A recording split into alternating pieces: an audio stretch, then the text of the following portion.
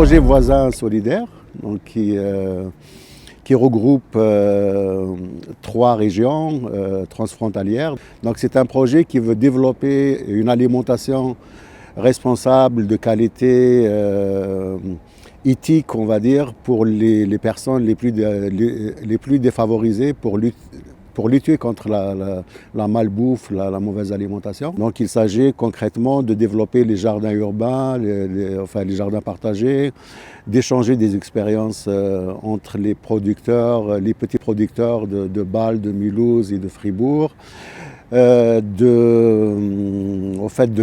capitaliser tout ça pour en faire une Experience transfrontalière dans le Rhin supérieur, quoi. Und wir sind schon seit Beginn des Projektes Solidarische Nachbarn mit dabei in der Organisation. Und ich freue mich sehr, dass wir dieses Jahr jetzt das Thema der lokalen Ernährung ins Zentrum stellen. Wir möchten die Thema Ernährung und urbane Gärtnen zusammenbringen. Und wir kooperieren mit dem Verein Zusammenleben und sein interkulturelles und inklusive Garten zusammen gärtnen. Und wir haben geplant für dieses Jahr eine Reihe von verschiedenen Workshops, wo wir werden einladen, die Leute aus Mulhouse und Basel und Freiburg, dass sie können diese Workshops teilnehmen. Und wir werden verschiedene Produkte entwickeln und wir können miteinander lernen, weil jeder Garten hat seine eigene Erfahrung und Wissen. Und ich glaube, das wird richtig spannend. Hallo, mein Name ist Andreas Dilger, ökologisches Weingut hier in Freiburg. Wir sind hier in einem Rebstück am Schönberg, der südliche Hausberg von Freiburg. Die Rebsorte ist der Muscaris, eine neue, robuste Rebsorte, verwandt mit dem Muscateller. Ich bewirtschafte hier am Berg 5 Hektar in ökologischem Anbau und ausschließlich mit den neuen, robusten Rebsorten. Wir haben heute einen Ausflug hier hoch gemacht mit einem Projekt, einer Gruppe aus der Region, auch aus der Schweiz und aus Frankreich und hier aus Freiburg. Und wir werden Weinblätter ernten und unreife Trauben ernten. Die Weinblätter werden wir zu gefüllten Weinblättern verarbeiten, verkochen und das dann später auch essen. Und aus den unreifen Trauben werden wir einen Verjus machen, einen Saft aus unreifen Trauben, der in der Küche eingesetzt werden kann als Ersatz für die Zitrone, also ein Säuerungsmittel darstellt. Für mich sind diese beiden Bereiche auch neu, mit den Traubenblättern und den unreifen Trauben zu arbeiten. Aber es gibt ein riesiges Potenzial und eine Möglichkeit. Besonders geeignet dafür ist natürlich der ökologische Weinbau und insbesondere dann das Arbeiten mit den robusten Sorten. Letztes Jahr haben wir ein Produkt entdeckt, über das wir sehr, sehr glücklich sind, weil wir uns alle darüber wundern, dass es niemand vor uns in den Blick genommen hat, nämlich die Freiburger Weinblätter. Wir sind mit einem Winzer befreundet, mit dem Andreas, vom Weingut Andreas Dilger. Und mit ihm gemeinsam haben wir im letzten Jahr angefangen, mit seinen Weinblättern zu experimentieren. Er ist ein ökologischer Winzer und baut außerdem Piwi-Sorten an, also pilzresistente Weinreben. Das heißt also, diese Blätter, die sind nicht behandelt mit Pestiziden. Was für uns sehr gut ist, weil gesund. Und genau, in vielen Küchen dieser Welt findet man diese Weinblätter, aber nicht in der deutschen badischen Küche. Und das wundert uns sehr, weil wir überall Wein haben. Wir sind ein ausgesprochenes Weinland und haben eine ganz, ganz, ganz große Weinkultur. Warum also nicht diese Blätter essen? Und hier heute bei uns im Garten machen wir genau das. Wir konservieren die Weinblätter. Man kann sie nur ungefähr einen Monat lang ernten. Zwischen Mitte Juni und Mitte Juli, dann sind sie groß genug und aber noch nicht alt, also sie sind noch jung genug, also die Blattstruktur ist weich genug und genau das ist eben in diesem Monat möglich. Und heute ist der 11. Juli, glaube ich, also ein ziemlich guter Zeitpunkt, um die Blätter zu ernten. Wir haben das große Glück im Rahmen des Projektes Solidarische Nachbarn. Hier sehen wir alle unsere Teilnehmerinnen, unsere Freunde und Gärtnerinnen und Gäste aus Frankreich und der Schweiz. Gemeinsam bereiten wir diese Weinblätter zu. Und das funktioniert, indem wir sie wir konservieren sie, indem wir sie in einer Salzlauge einlegen. Die Konservierung durch Salzlauge hat einen ganz, ganz großen Vorteil. Man muss nicht steril arbeiten. Man muss sehr sauber arbeiten, aber nicht steril. Die Konservierung mit Salzlauge hat noch einen zweiten Vorteil. Man kann die Gefäße, in denen die Produkte konserviert werden, jederzeit öffnen, etwas entnehmen und die Gefäße dann wieder verschließen. Und so, ich hatte da viel Austausch mit Menschen, die ihr Leben lang mit Weinblättern gekocht haben und viele haben erzählt, dass eben in vielen, vielen Ländern diese Weinblätter in riesigen Gefäßen konserviert werden.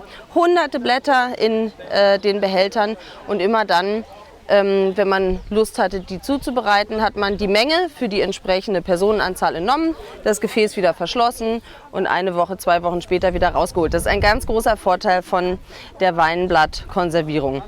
Außerdem machen wir heute Verjus. Verjus ist für uns ein sehr, sehr interessantes Produkt, weil Verjus ein Ersatz für Zitronensaft ist. Verjus wird aus nicht reifen Trauben hergestellt. Und diese Trauben, die werden gestampft. Sie sind noch nicht so saftig, sie haben noch nicht so viel Saft wie die reifen Trauben, aber der Saft, der da rauskommt, hat noch eine sehr, sehr hohe Säure und wenig Zucker. Und das ist das, was wir haben wollen von der Traube, diese hohe Säurekonzentration, um sie als Zitronenersatz zu benutzen. In Europa hat man, in Mitteleuropa, Mitteleuropa hat man, also dort, wo Wein angebaut wurde, hat man viele, viele Jahrhunderte lang Verjus benutzt. Das war eine ganz gängige Zutat in den Küchen. Und irgendwann vor, ich bin mir nicht ganz sicher, aber wahrscheinlich 150, 200, 150 Jahren ist das dann aus unseren Küchen verschwunden und wir würden es gerne wiederentdecken.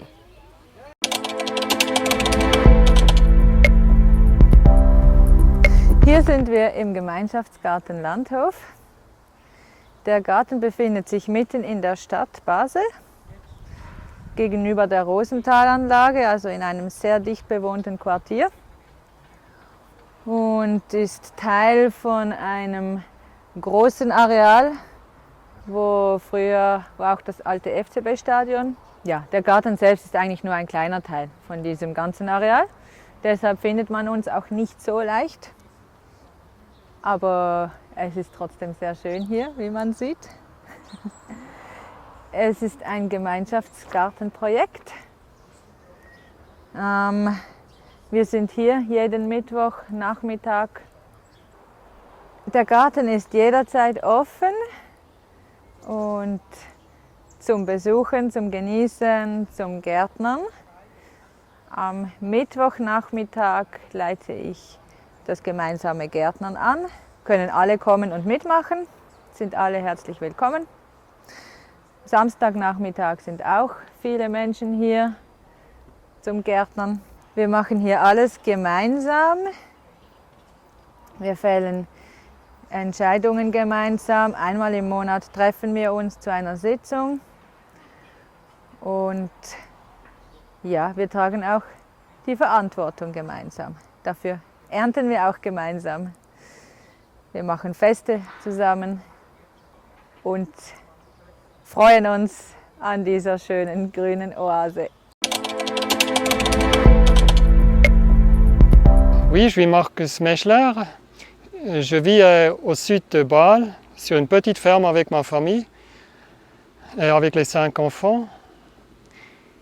On n'a que 4 hectares de terrain, donc il me reste du temps à faire autre chose.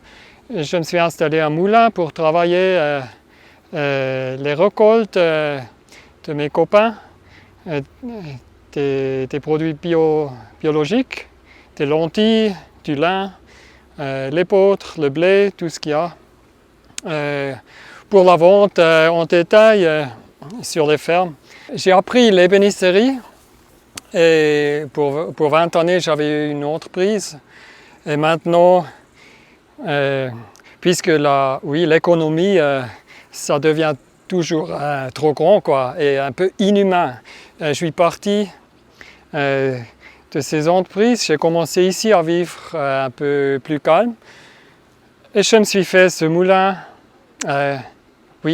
Ça vient des pièces d'une vingtaine de moulins qui ont été apparus. Et j'ai refait un moulin qui marche. Oui, le fonctionnement du moulin.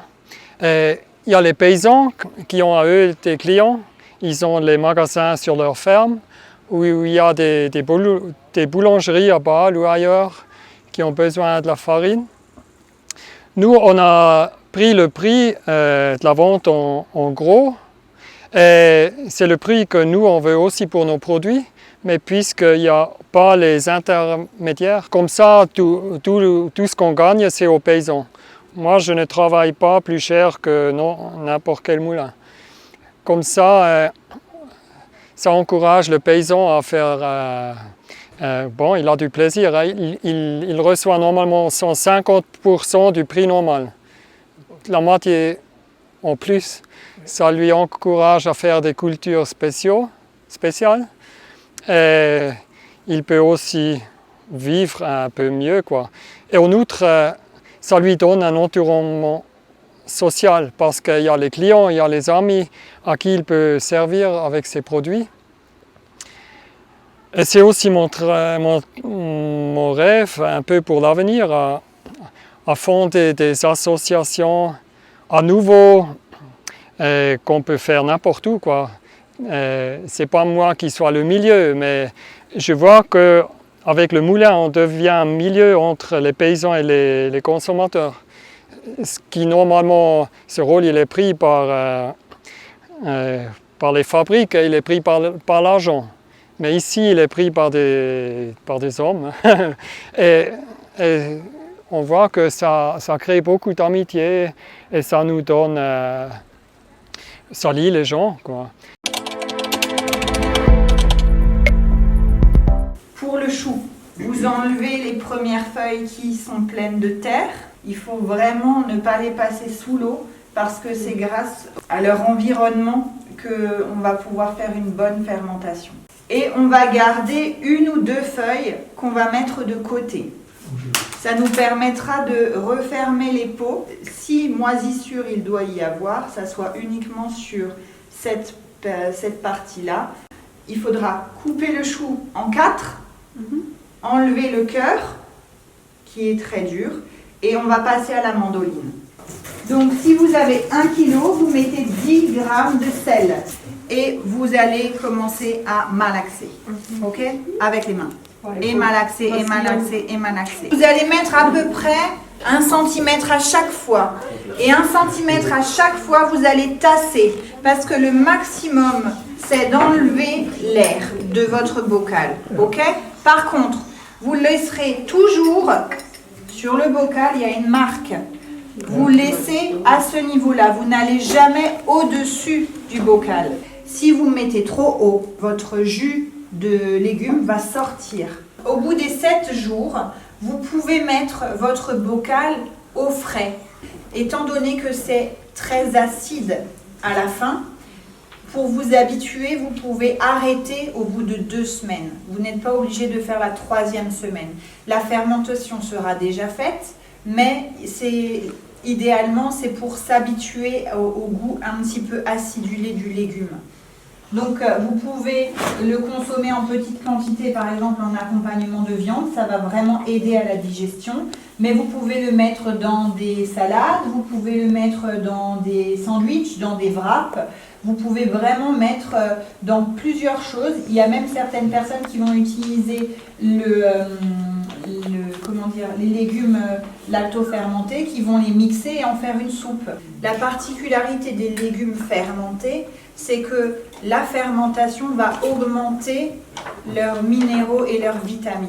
C'est extrêmement bon pour vos intestins, c'est bon pour votre microbiote, ça réensemence le microbiote et du coup ça aide aussi les légumes fermentés à dissoudre les putréfactions au niveau des intestins pour des gens par exemple qui mangent beaucoup de viande rouge par exemple.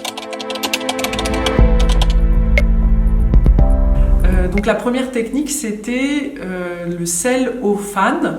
Donc c'est un sel aromatisé avec les fans de légumes, avec les épluchures de légumes et en gros finalement avec tout ce que habituellement on jette. C'est une technique anti-gaspi et c'est quelque chose qui va venir condimenter, assaisonner les plats et permettre de donner une petite touche d'originalité à vos recettes de cuisine. Donc j'avais préparé des fans de carottes, des fans de radis, des fans de fenouil, des épluchures de carottes et également des épluchures d'oignons.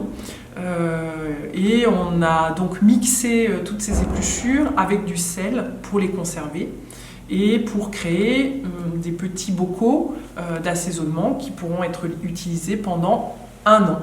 Et l'autre recette qu'on a faite, c'est une recette de chutney. Donc la conservation, elle se fait dans le sel, dans le sucre ou dans le vinaigre. Ce sont des milieux qui permettent qui justement ne permettent pas aux bactéries de se développer. Et le chutney, c'est un mélange de vinaigre et de sucre avec une certaine quantité, un certain dosage par gramme de légumes qui va permettre de conserver, un peu comme une confiture, les légumes de l'été en hiver ou les légumes de l'hiver pour l'été.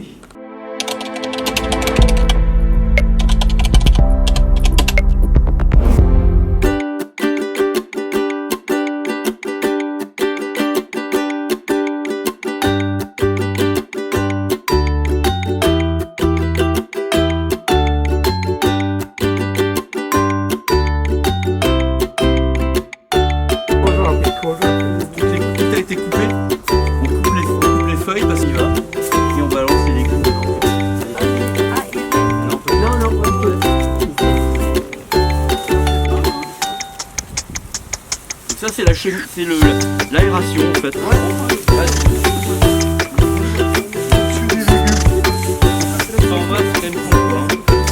L'idée c'est de mettre les près de la cheminée, c'est là où ça va tenir le mieux.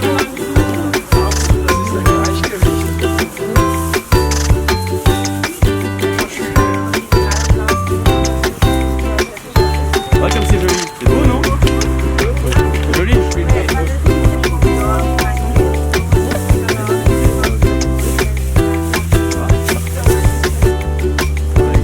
C'est dangereux ça.